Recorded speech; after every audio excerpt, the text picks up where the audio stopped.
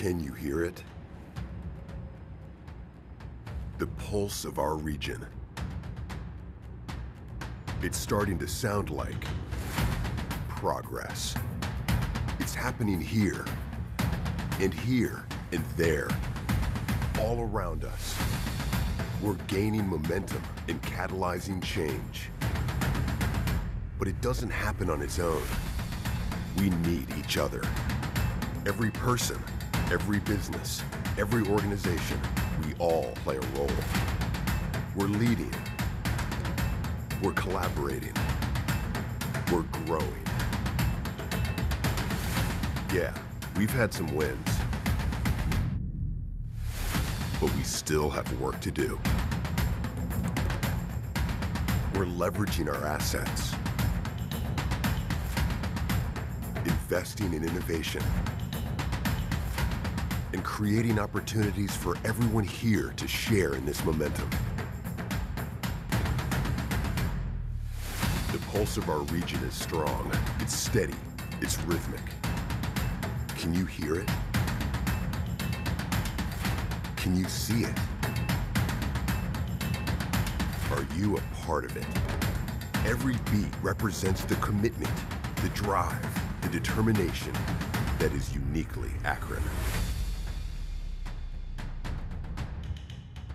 Our progress is palpable, but we've only just begun.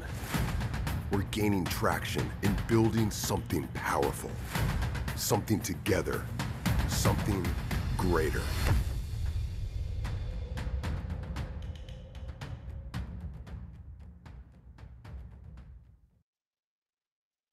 Good morning, and welcome to this morning's Leadership Dialogue Series, a conversation with Kristen Hadeed, founder of Student Maid. Before we get started, I'd like to take a moment to thank our sponsor, Akron Beacon Journal Local IQ. Because of their investment and engagement in this series, we're able to bring speakers like Kristen to this region and kickstart these important conversations. As many of you have noticed, throughout this month, we've been highlighting stories about entrepreneurs as part of our Grit Awards. These 26 entrepreneurs exhibit characteristics like perseverance, passion, innovation, collaboration, and the ability to overcome obstacles that stand in the way of their ability to achieve their goals. Like many other cities around the country, the entrepreneurs in Greater Akron serve as a cornerstone to our vibrancy, our economy, and our future. Our ability to support the growth of these entrepreneurs is paramount to their success, and I'm proud that the Chamber is a part of the entrepreneurship ecosystem in this region, alongside partners like Bounce, the City of Akron, the County of Summit, the Akron Urban League, the Small Business Development Center, and so many others. Being an entrepreneur is hard enough. Throw in a global pandemic and all the uncertainties that come with it, and it's sure to create an environment that tests literally every aspect of an entrepreneur and their business. The businesses we've highlighted over the last month have shown that while all entrepreneurs are different, there are fibers of similarities that run through them, all of which contribute to their resilience and their desire to channel passion and keep going. Today's speaker is no different. Kristen Hadeed never intended to start a cleaning business and certainly never expected the journey that business would take her on, both personally and professionally. I'm excited to have the opportunity to talk with her in a moment. But before I do, I'd like to introduce Ace Epps, Director of Inclusive Entrepreneurship, to tell us more about Kristen. Ace's work at Bounce is all about helping our entrepreneurs succeed. Through his work and the work happening generally at Bounce, Ace has worked tirelessly to ensure that Greater Akron's focus on entrepreneurship is an intentionally inclusive one. Bounce provides programs to assist entrepreneurs at all stages of their business and works alongside them to ensure they have the opportunity and connection to resources to grow. Through this work, the landscape of entrepreneurial resources continues to expand, as do the opportunities for budding and growing entrepreneurs. We're proud to be partners with Bounce in their activity to connect entrepreneurs with opportunities, and we look forward to our ongoing work in the future. With that, I'll turn it to you, Ace, to introduce Kristen Hadeed. Thanks, Steve. I'm excited to be here today to introduce Kristen. As you said, Kristen never intended to start a cleaning business, but at 19 years old, that's exactly where she found herself as the founder and CEO of Student Maid, a company that offered flexible part-time jobs to college students in Gainesville, Florida. When she started the business, she had very little experience and even less experience in leadership. An incident early on when 45 people walked out on her at the same time inspired an obsession with learning everything she could about becoming a better leader. She began to share what she learned with Student Maid team members, and she quickly realized that her company could do much more than just offer after-school jobs. It could actually help people learn to become leaders. For 14 years, Student Maid offered leadership development and hands-on business experience to its team members. And under Kristen's leadership, it became known as a place where people felt accepted for who they are, where they were encouraged to fail and embrace their imperfections, and where they were empowered to reach their potential. As word spread about Student Maid, Kristen began helping leaders and organizations around the world create similar environments for their people. In 2021, Kristen announced a bold new vision for her company. Student Maid will no longer be just a cleaning company. Instead, it will become Student Maid, an organization dedicated solely to student leadership development. The change allowed Kristen and her team to fulfill their long-term dream of having a wide-reaching impact on generation of leaders, in addition to helping teams and organizations all over the world embrace authentic human relationships and leadership. Kristen and Student Maid have been featured on news outlets including PBS, Fox, NBC, Time, and Forbes. Kristen's book, Permission to Screw Up, has sold more than 30,000 copies worldwide, and her first TED Talks has more than 3 million views on YouTube. We are thrilled to have Kristen here with us today. With that, I will turn it back over to you, Steve, for your conversation with Kristen Hadeed.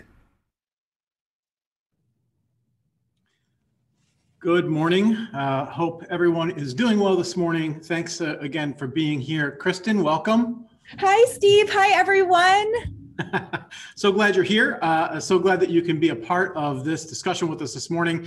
I just want to start, we've got about an hour or so with you. We're going to talk or take some questions, do that. You got so much to talk about. Your story is so cool. Your book, and I'll just do a little promotion for you here, is pretty cool. I love it because, I read a lot of business books. You do too. But this is easy to read. It's fun. It's approachable. It's something that I think any entrepreneur can pick up and just get a good sense of what the journey's been like. But I want to just start by tell us a little bit about your story, right? So, Ace mentioned in his introduction that you never really intended to start a business. And here you are 14 years later or so with some great success on your hands. So just talk about your story. Yeah. So I think back to when I was in school. I went to the University of Florida, and like many young people, I was trying to figure out what my passions were and where I wanted to go in my life. And I was kind of all over the place. I changed my major 9 times, and I eventually ended up choosing finance, thinking that I would move to New York and maybe I would work on Wall Street. And really the only reason I had that vision for myself is because that's what all my friends were doing. And somewhere along the way, I needed some money. I was a very broke student and I didn't have a job. And so I decided to put an ad on Craigslist to clean a house, never thinking that taking that step would lead to where we are today. And actually the first job was horrible. I did a terrible job. The woman who hired me, in no way did I do a good job cleaning her house, but I think she saw something in me. She's an entrepreneur. And so she ended up hiring me to clean her house every week and told her friends about me. And I would say even then, it still wasn't a business in my mind.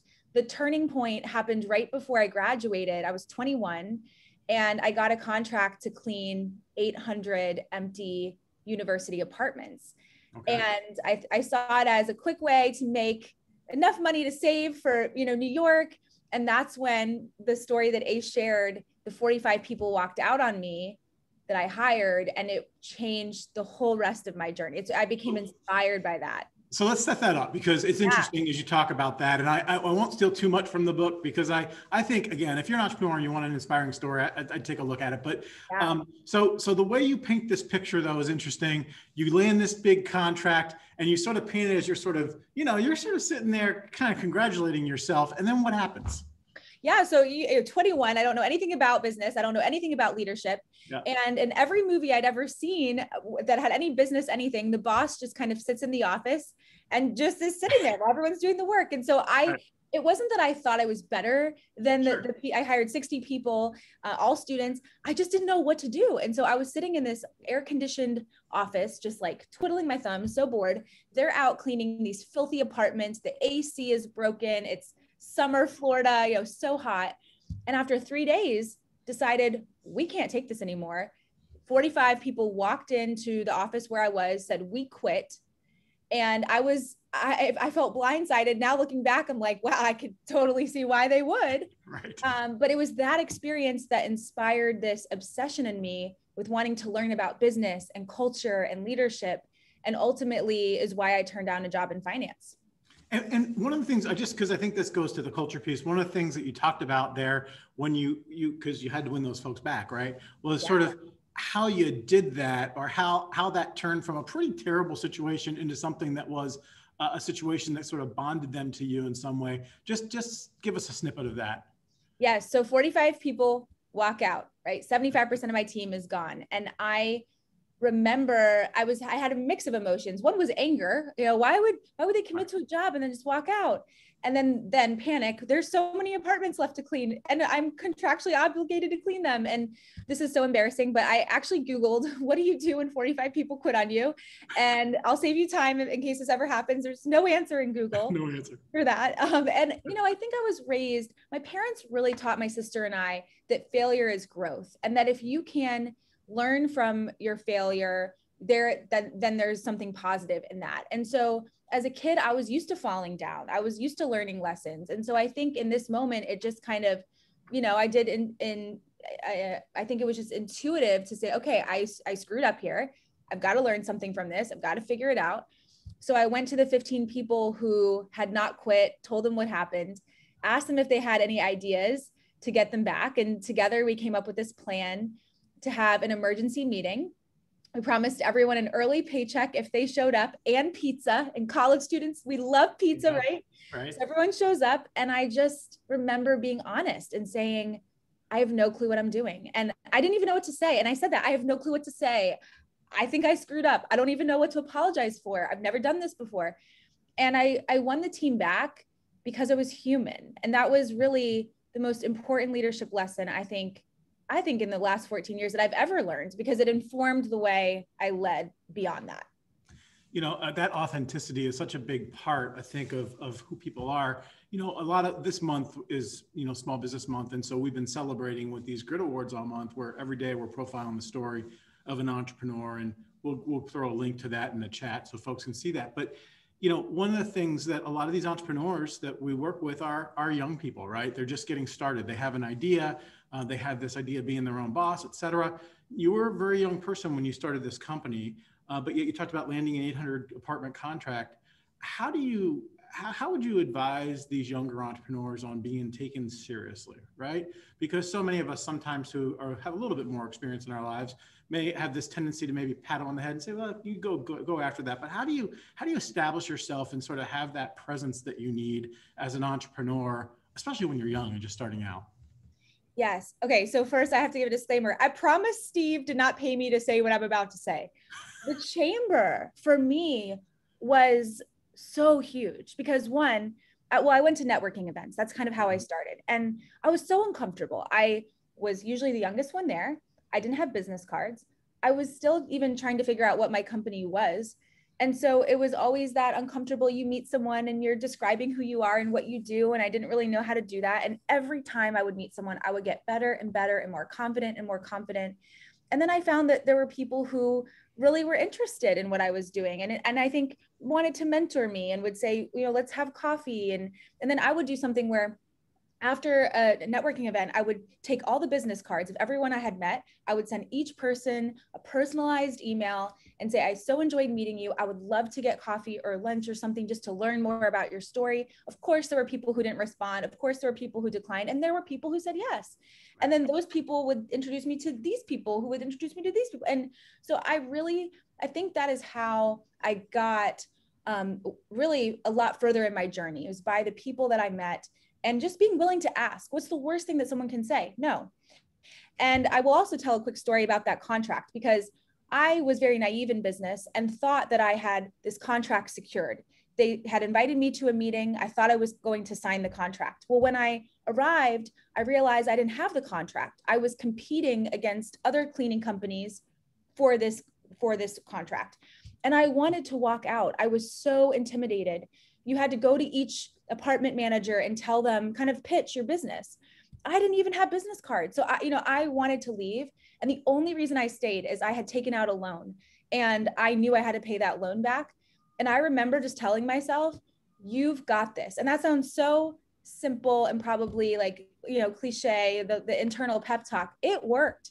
I went to each person and said, I know I'm young. I know I don't have a business card. I've got this though. And I ended up getting enough contracts to equal 800 apartments. So I've learned that you have to believe in you if you want other people to believe in you. They talk often about, and I'm not sure if you've experienced this, but you're referring to it. They talk often about this imposter syndrome, right? Yes. Where people on a regular basis sort of say, every once in a while I'll get up and I'll get here and I'll go, when are they going to figure out I don't know what the hell I'm doing, right? I mean, and so when are they going to find me out that I'm not as good as they think I am, I'm not as capable or whatever? How does that sort of play for you? Is it those pep talks that you sort of push through on that? So what I've discovered is there's two things that can happen, at least for me and for many other entrepreneurs that I've talked to.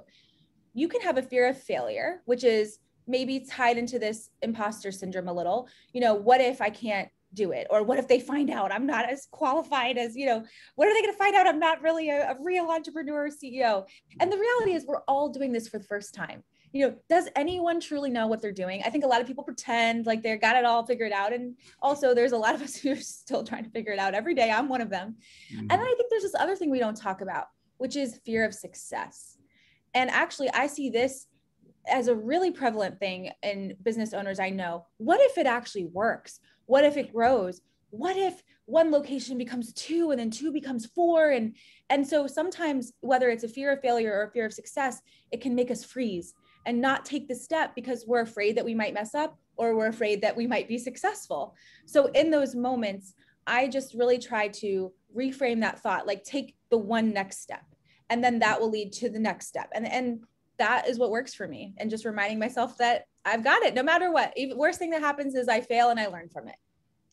So one of the things that I've picked up from you and some of the conversations that we've had is you're a voracious sort of learner, right? You like to consume information and consume ideas. And I guess without having a lot of experience doing what you're doing, right? That's one way of getting there. Talk about how you sort of feed your brain and how you sort of continue to sort of drive new ideas for your business. Well, I think at the beginning of my journey, I wasn't really sure where to go to learn.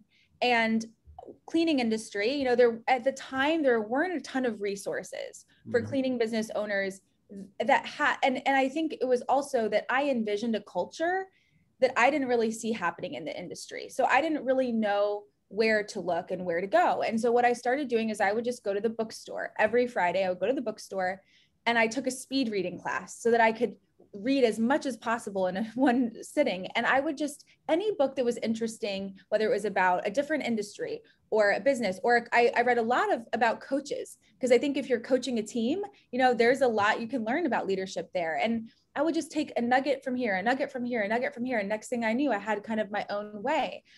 So reading is still a huge thing for me. And one thing I try to do this 4 times a year, is I have a think week. And I block out a week where I just read and I just think and I allow myself to explore. And I think that's really important, especially as we grow in business and as we grow in our leadership. There's so much that we do every day. We're being pulled in all these different directions, these long to-do lists. And it's almost like it's, I think, more important as we go on in our journey to continue learning and continue exploring. So blocking time for that. I also am a big believer in like a coaching or a mentor group. And here we go with the chamber again. I met a few entrepreneurs through our chamber. We were all at different stages in our business, and we decided to meet once a month. And it was the most special meeting. We met for 6 years. And what we did is you would bring one thing that was really blocking you in your business, and you would share it in this safe space, and everyone would give perspective. And not only would you learn with, in that, you would also learn from every challenge that every other person brought. And so it just became a space where so much learning happened. So I would encourage you, you can do that right now. 3-4 people once a month.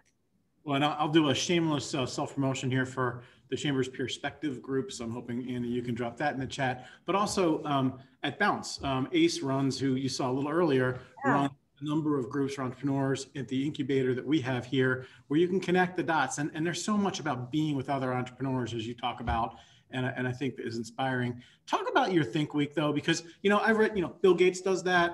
I know some other entrepreneurs locally who do that regularly. How does not just become, I'm going to do these random little projects that I've been putting off on how do you stay disciplined about doing that and kind of manage yourself in that process? The truth is, every time I have to fight what you just said. I took my last Think Week about a month ago, and I started to schedule meetings in it, because you see this week with nothing. And then someone says, oh, you want to meet? Yeah. And then I realized I'm not going to have a Think Week. And so I then had to go back to all these people and say, can we reschedule? And it's every time it's a challenge. And I just have to challenge myself even more to say, you need this time. And every time I do it, I'm so inspired. I have so many ideas. I have so much clarity.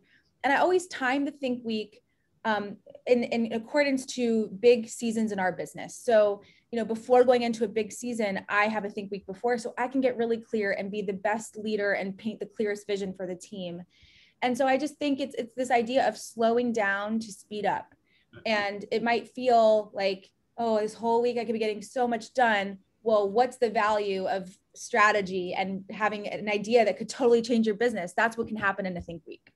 Does the rest of the team hide under their desk those first couple of days you're back, because they know you're coming in with they all actually say it's like they're prepared that it's going to be there's a lot coming their way after a Think Week. A little about culture, because you work with, and I think you still do. I mean, you guys hire just college students, right? And you basically, once they're done being an employee for the most cases for you. So talk about culture and how you've built culture. One of the things that I was interested in is, I think you stumbled in early to this idea of values in your hiring process and how you do that. And so how do you sort of inculcate what's important to your company in selecting the people and building the culture? Yes. So in our company, we hire students, and we say that anyone can be a student. It's what we're looking for is a desire to learn and grow. And at the beginning of my journey, I didn't really understand culture. I looked at these big companies like Google, and that when I thought of culture, I thought of Google, bring your pets to work, and we have yoga, and you can have beer, and here I am, a cleaning company. I don't have money for that. I don't have that. So any money that we had, I would invest it in these things that I could do that were a smaller scale. We had a smoothie bar. We had a DJ that would come in and spin music. And I would put my money in these places, but people would still be leaving. We were having high turnover. And so I couldn't figure it out.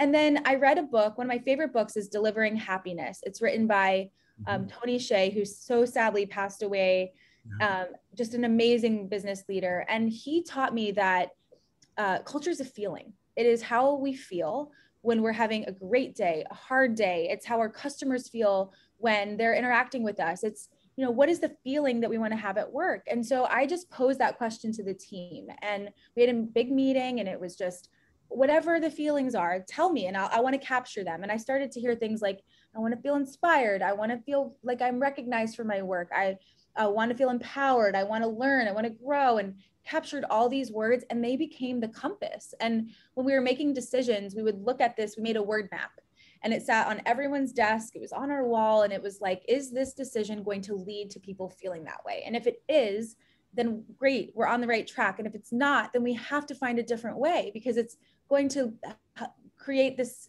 dynamic where it's the opposite of what our culture is. And then I think that translated in the hiring process. And one thing that we are huge on is learning and growth. And so if someone isn't here to learn and grow and become better today than they were yesterday, it's not going to work. And also making sure that, I think it's an interview on both sides. So when that person is interviewing for a job, how are we making them feel? That's their first introduction to our culture. And so we're really big on those feelings need to be translated from the moment someone hears from us to say, we've got your application, and I think that's really important. So if you haven't had that conversation with your team, highly recommend it. So, okay, so let's flip that around. So you put that into place in hiring people. I'm sure you've had to fire people. How do you think about that decision? Because it's hard. You're, a small team, probably still, right? Your core team is small. And it's hard to let go of those people. How does somebody in a smaller business think about leaving go of somebody on their team who just isn't cutting it now? Letting go of someone is the hardest thing. And, there's a piece of it that's the human compassion, caring, knowing that letting this person go can really shake up their world, can shake up their income, and, you care. And so there's that piece. And then there's the piece of you maybe see what they're capable of, you believe in their potential, and for whatever reason, they're not performing in a way that is there, or they're not showing you that they want it, and you believe in them. And so I think these things can kind of be the reasons why we maybe don't let someone go. And then there's the other reality, which is when you're a small business and you've got a small team, losing one person can be detrimental, and it could mean you having to be back in the business. And so sometimes I think we keep people because we don't want to go back into the day-to-day because we got to stay here. So something we do on our team is called a culture performance audit. And we do this once a quarter. And we look at two areas: culture, which is, does this person align with our values? And then we look at performance.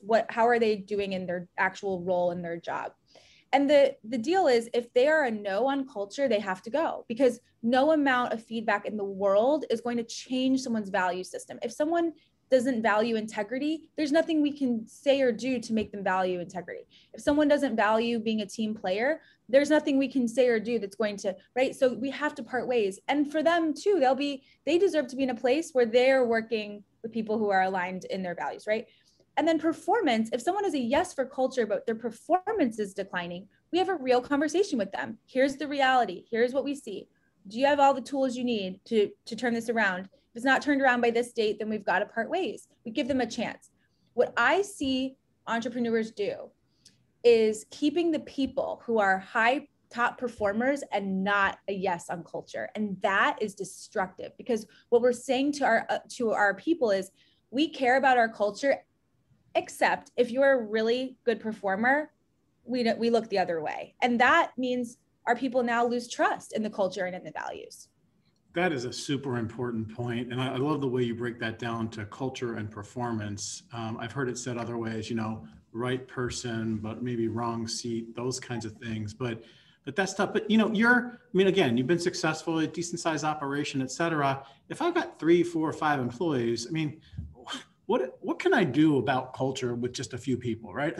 What are some suggestions you have for small companies that want to build culture that might not have the kinds of resources that a larger company might have? Well, I would say you can start small, and I did. And one thing that I remember thinking at the beginning is, I want people to feel like they're better because they work here. They are a better person, a better human because they work here. So how can I pour into them? And I had this mentality that they're pouring so much into me and into this business. They give their time, it's time away from other things they could be doing. And also they could work anywhere, and they're choosing to work here. So it was this question of, what am I giving them aside from a paycheck, right? What am I giving them? Mm-hmm. And so what I started doing is I would read a book about leadership, right? And I would say, I just read this great book and I would love to teach you what I learned. If you want to come to the office, I'll get pizza and I'll tell you my favorite parts of the book. And everyone would show up. Pizza. And so, you're all about pizza, aren't you, Kristen? Pizza is the whole reason why the business works. And so that's how it started. Hey, I went to a networking event. I thought, do you know how to confidently introduce yourself? Let's practice. So that was kind of how it started. And now it's a really formal thing. We have classes, we teach it, but we don't have to make it that formal. It can be simple. I would suggest asking your team, anytime you can give your team ownership, what would you like to see in our culture? What do you think is holding us back from being the best team we can be? I think because I couldn't afford to hire people to help me in the office, because I couldn't afford to have a leadership team, I relied on the team to be my thought partner. And I always engaged. I remember taking people to, 5, 6 people to dinner and saying, where do you think the future of the company should be? What's one thing we could do better? And what can we do about that? And you're a team. Make them feel like you really care about what they have to say. You care about their ideas, and you'll see more engagement. It's interesting because they often know. Right? They know the answer to that question. And sometimes as leaders, we're afraid to ask the question because we think we might get an honest answer, or we're not willing to admit we don't know what the answer is. That's pretty interesting. Yes. So as you think about, I mean, you're in a business that, I mean, cleaning is not a sexy business, right? I mean, it's tough, hard work. I imagine that turnover is something that you've got to manage in the industry overall, but you've been pretty successful in that space. But talk about how you're investing a lot in developing these staff members as leaders, and others can just, sort of pick off of that. Do you see that as part of like what you're there to do? Is it about cleaning? Is it about leadership development? I mean, what's the why for your company? Well, we really exist to help people develop the skills that they need to thrive in their lives. And then we launch them off into the world to make their mark on the world. And I remember reading a book. It is such a great book, especially if you have a small business, called The Dream Manager. And it's actually a fable about a cleaning company.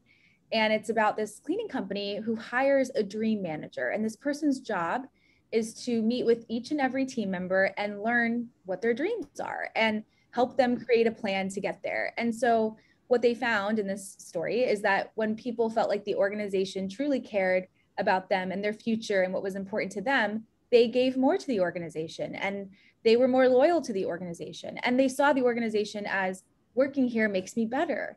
It pushes me in a great way to go closer to where I want to be. So I really took that to heart. And that's what I wanted our culture to be. We actually hired a dream manager and then realized, you know what? We don't need one person to do that. We can create a culture of this.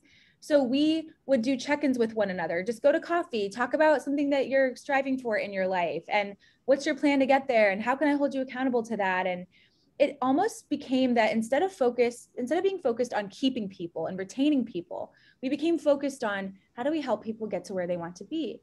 And a really interesting thing happened.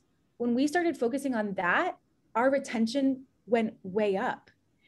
The industry average for us is 75% turnover. I mean, that's huge, high turnover industry. Per year? Is that kind of how you measure that per year? Yeah. And we would keep people, 3, 4, 5 years. There are people on my executive team who've been here 10, 11 years. And one of my favorite exercises, if this is exciting to you, it's called the 5-year exercise. You give everyone a blank piece of paper and you say, I want you to write down what your life looks like in 5 years. Where are you? Where are you working? What are you doing? Describe it in as much detail as you can. And then you read it in front of the team and you're celebrated. And it's like, oh, I want to hold you accountable to that. And so I just think what can happen is, as business owners, we're so focused on keeping people. And the definition of a successful business, a successful company, a successful culture we hear is the more people who are still around, right? The higher your retention, the better. And I would like to challenge that, because I think that people move on and it is still a success. They move on even better for having worked with you. And that is a success as well. So I think if we can learn to let go a little bit there, we actually may find that our retention improves in the letting go, which is so counterintuitive. Right. If they love them, set them free or something like that. Yes. Right. Like our job isn't to clip somebody's wings. It's to help them get their wings. And then wherever they want to go, like support them in that. Yeah, it's such an important point, because often, when somebody's ready to take the next step, they often look at this as I've had a few folks come in with that trembling hand and that resignation letter, and they're afraid of the discussion. And I guess what I've started to do is have the conversation at the beginning saying, at some point, this isn't going to be the right place for you. And let's talk about that so we can get you to the next right place. And I think too many times we don't have that conversation and people aren't being honest about that. It would be hard, I would think, though, for a lot of employees to put their 5-year plan in front of their peers and in front of their boss. So I guess you got to lay a lot of foundation to make that happen. Yeah. And I think as the boss, it's like, wow, I love that. Thank you for sharing that with us. And what you said is so key.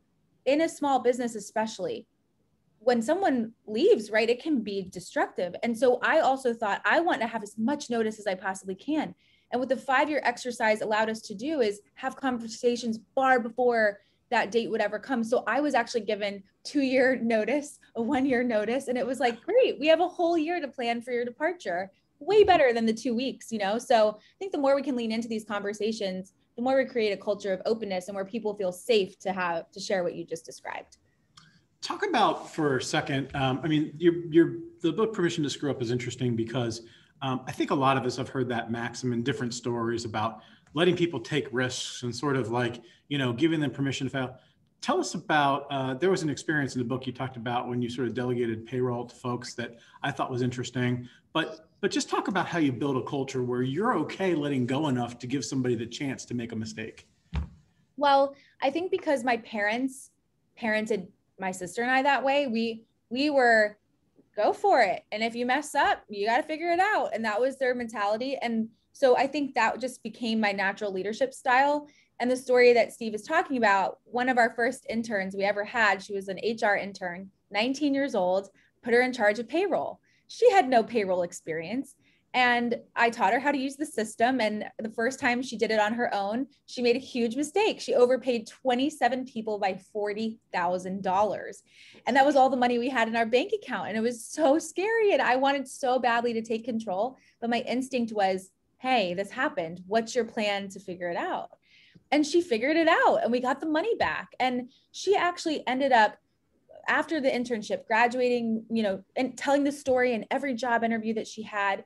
And at the age of 27, was leading a team of 100 people in a payroll company. So I think sometimes we maybe underestimate how we have the chance to either build someone up and help them build resilience and build confidence, which we gain by falling down and getting back up. Or we can do all the thinking for people. We can take control when the situation doesn't go the way we want it to. And then what we're doing there is we're creating a dynamic where people are reliant on us.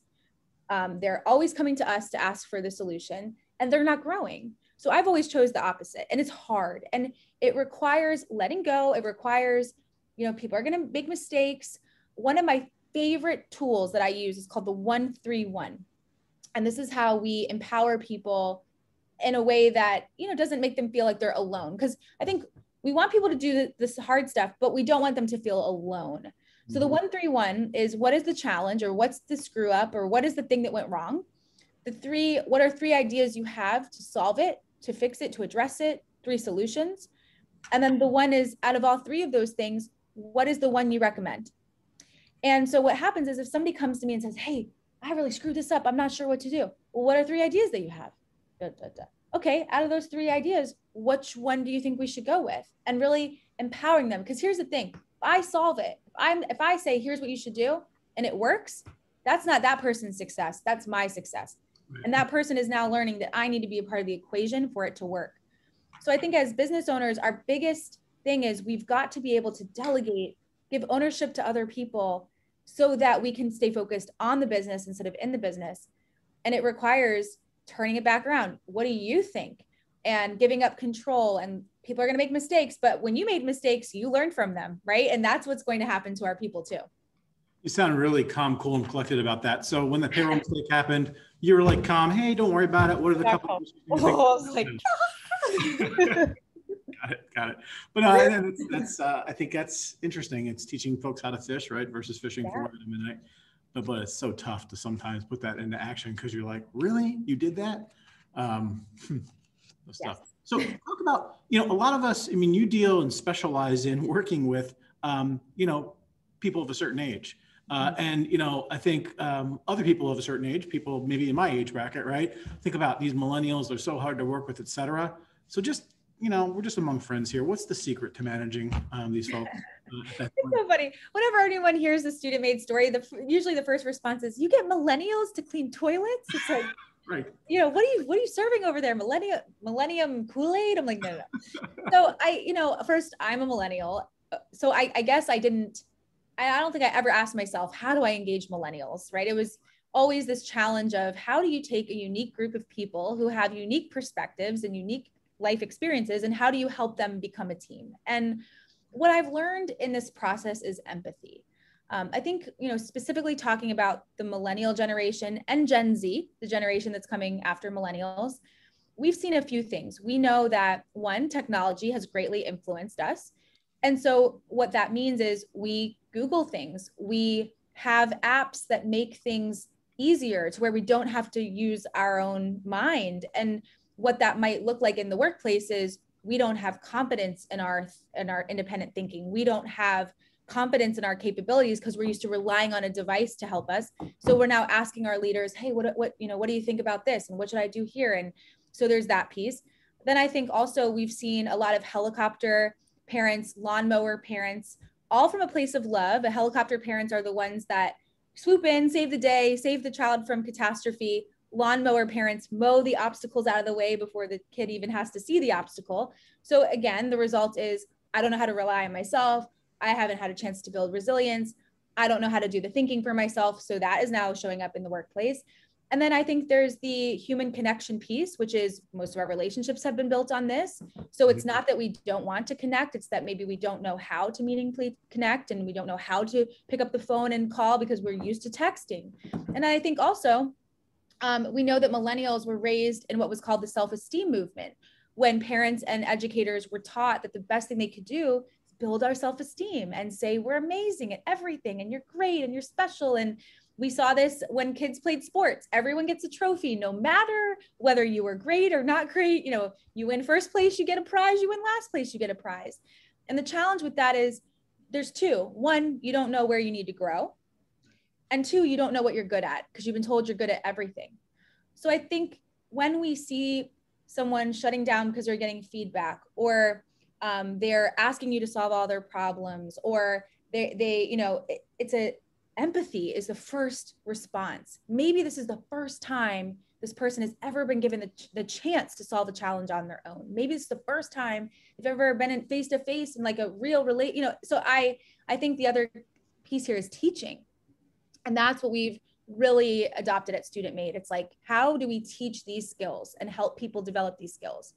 So what happens now is when someone applies for a job, they'll say, is this the place where you learn how to be a leader? They don't say, is this the place where you clean houses? So it's just interesting how just focusing on those things has kind of turned our reputation upside down in a way. So you spend 14 years building a business, working with these young people, learning things about them. COVID hits, and things start to change in terms of your perspective. And you decide, I'm going to do something different now. We're just going to reboot this functioning good business into something totally different. Talk about how you sort of think about that as an entrepreneur. Yes. Well, I think 2020 for so many of us is a year of reflection, of being connected to what matters most, of, really thinking, what do I want in life? And it was kind of a chance in a way to reset. And I think what I realized in 2020 is that for many years, I have not been passionate about the cleaning part of our business.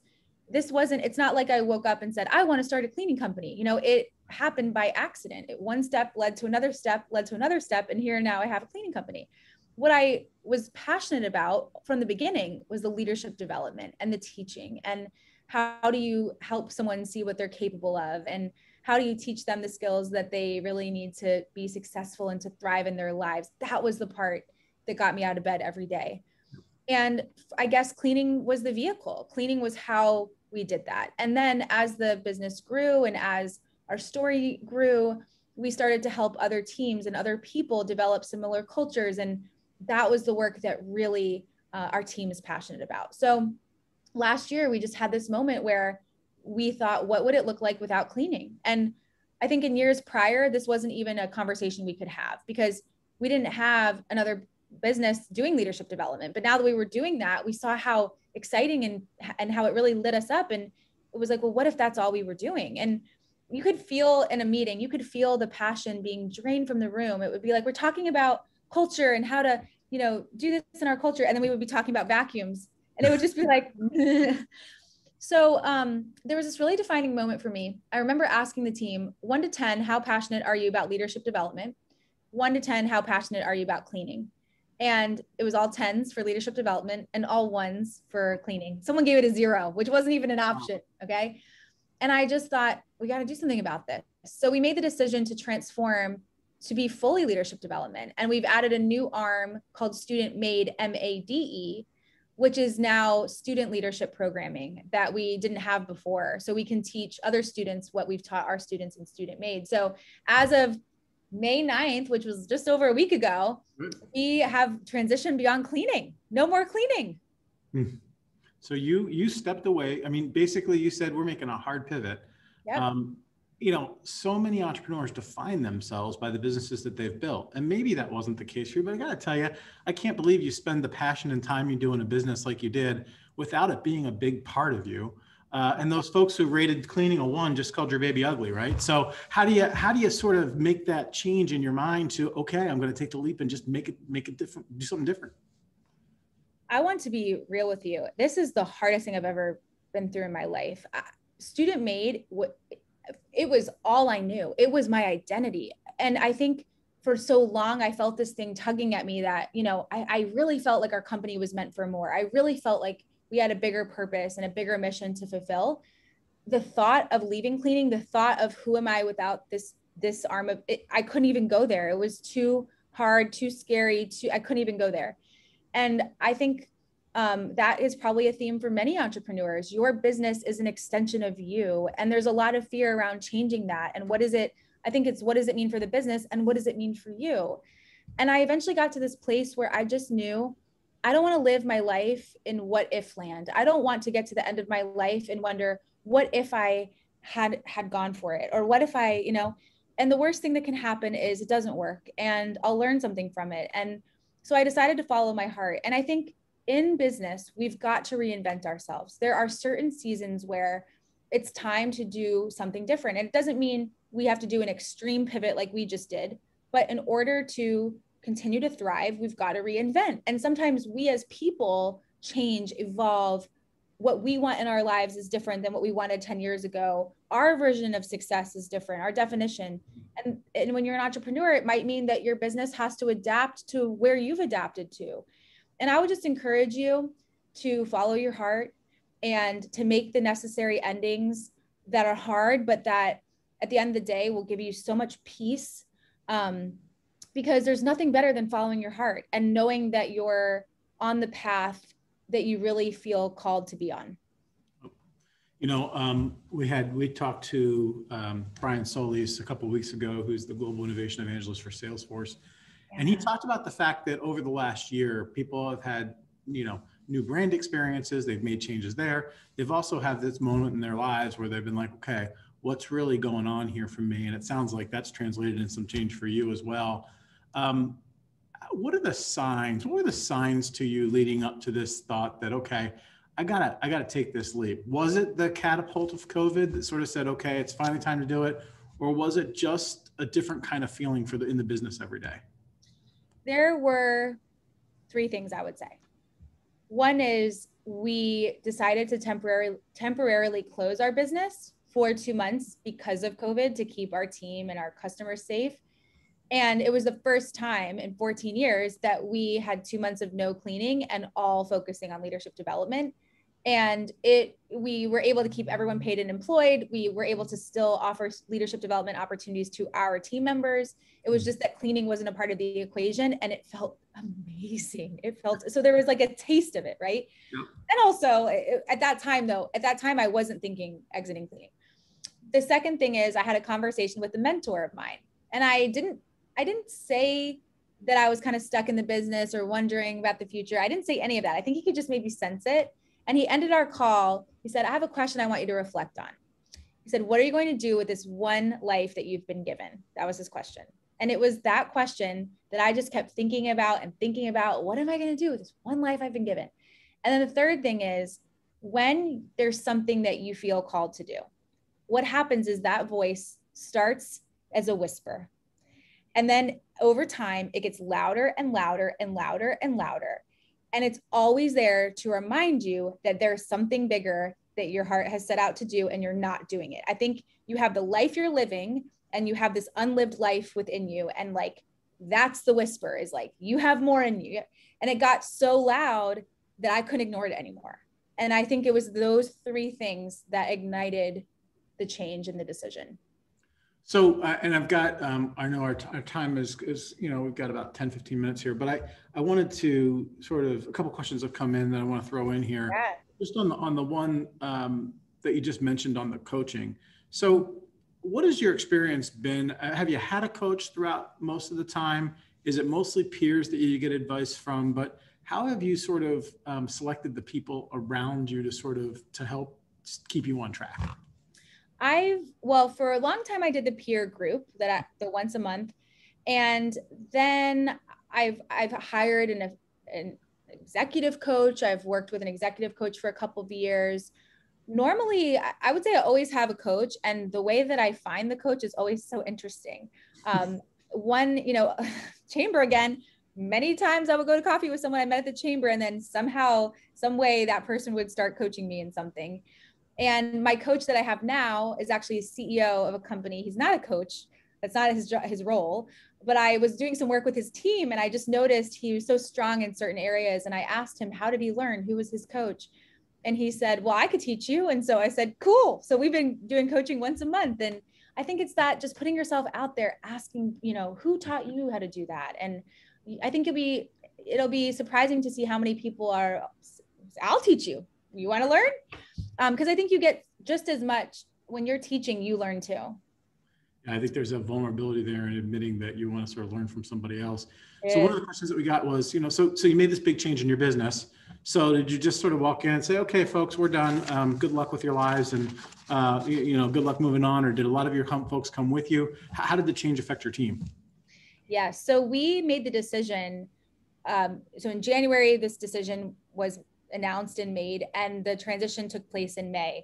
And we decided to tell our team at the very beginning in January, here's what we've discovered. Here's what we want to do. And so one was full transparency. And we committed that no matter, because at that time we didn't know the plan. We didn't know if we would be selling the company. We had no idea. We told the team as soon as we got to this decision, and we committed to having regular all hands meetings to continue to update them on the progress and what we were learning every 2-3 weeks. We committed that no matter what happens, we're taking care of you, whether it means you're going with us to the new company, whether it means we help you find a job for your next step. There's no one that's going to be left behind here. What ultimately happened is we had 2 buyers who took over for our clients. They offered all of our students jobs. And we also worked with students who didn't want to go in that direction to find their next step with a company that would treat them really well. And then there were some who came from our leadership team that came to the other business. We also did something called transition meetings, one-on-one meetings that were more like empathy meetings. Just how are you processing this change? And is there anything that's on your mind that you want to talk about? And we still invested between January and May, lots of, get your resume ready and let's do interview practice. And we still chose to invest. And I think that's who we are, caring for people all the way through the end. And we had our, it was like our final transition party. And this was about a week ago, and everyone went around the room and shared their next steps. And it was just so cool to see everyone was really happy and like proud and excited to move on with what they learned. So it's hard. Change is hard, no matter how you slice it. And I think you just have to do your best to show that you really care and you mean what you say. And we did that by what I just described. So take a minute to talk about the new company, what you're doing to develop leadership, sort of who's the target client, who's the customer. Just talk for a couple minutes about the new company and what you're doing. Yeah, so we've actually had a leadership development company for 7-8 years, and it's essentially all the work we do outside of Student Maid. So a lot of times it's working with small businesses or working with a team, and they want to elevate their culture, or they want to strengthen trust, or they want to figure out what's getting in their way of being the best team they can be. And we work with them to create an environment for open conversation and to really empower the team to work together to figure it out. We do a lot of teaching. So if a company wants to do a leadership development program for their team and they don't have that in-house, we can come in and do the leadership development program for them. And it's all custom. So we learn what is important to the company and to what are the goals, and we create a program that touches on that. Our biggest thing is we teach human leadership. We teach courageous, compassionate, human, authentic, real leadership, and with that, cultures around that.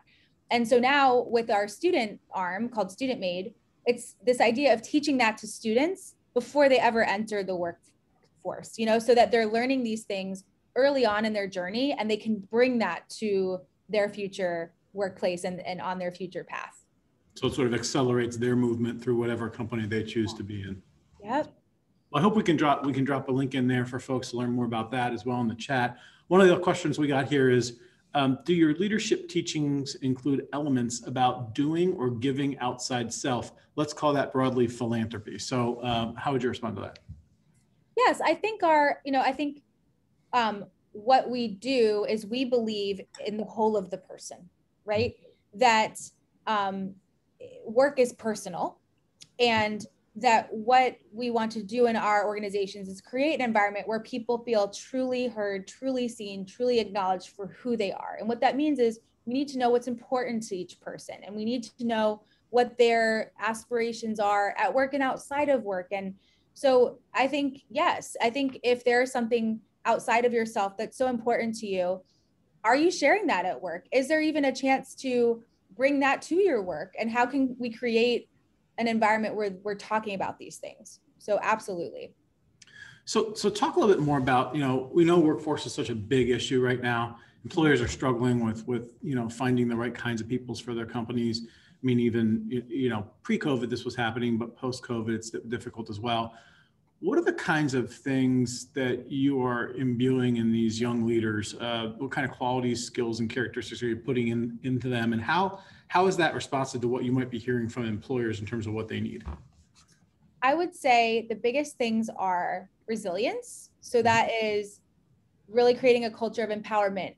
Instead of me solving the problem, what do you think? What's your 1-3-1, right? So building up confidence, resilience, a focus on relationships. And so for us, what that looks like, for example, is every other week we have something called team time, where everyone comes together and it's just a relationship meeting. You share what's happening in your life. You practice vulnerability, you practice empathy. So relationships, communication, feedback. We teach feedback. We teach you how to give feedback, how to receive feedback. And now we lean into feedback, right? And then I would say growth.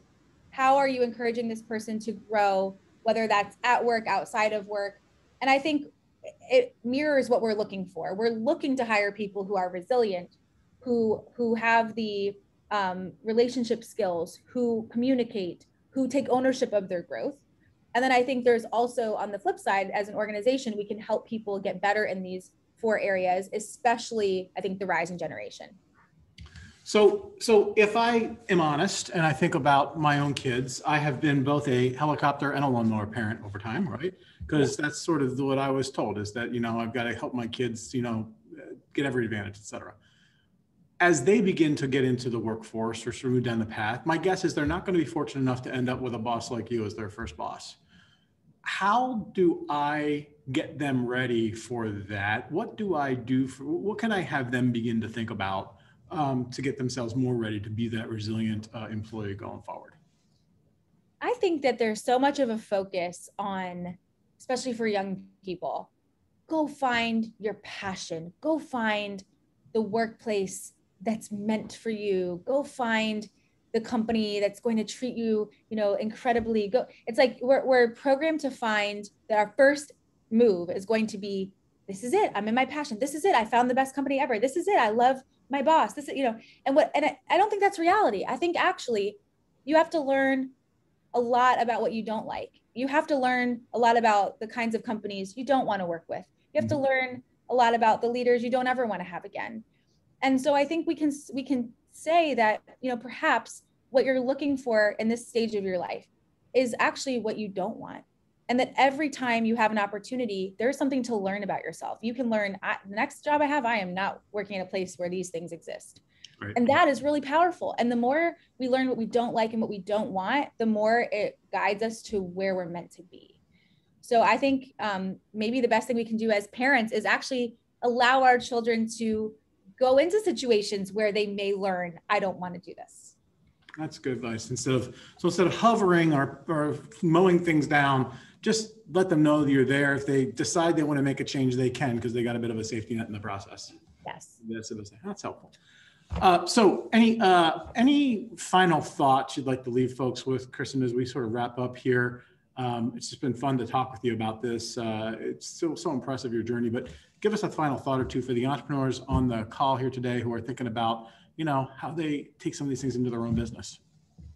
I would say the first is, for so long I was waiting for the day where I would wake up and check the little box, I've arrived. I've learned what I need to know to be the best business owner and leader.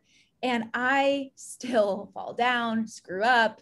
And it's even worse because now the stakes are a lot higher. So when I screw up, there's a lot more that goes wrong. And I think that's the point. I think that sometimes we are so focused on the final destination. You know, I want to be the best at everything. And maybe that day never comes. And maybe we're rushing the best part, which is the part where we learn and we grow and we fall down and we get better. And so the next time that maybe you stumble, you're not alone. And the thing is, people just don't talk about it. People don't talk about it, and you're not alone. And that leads me to, on really hard days, what do you do?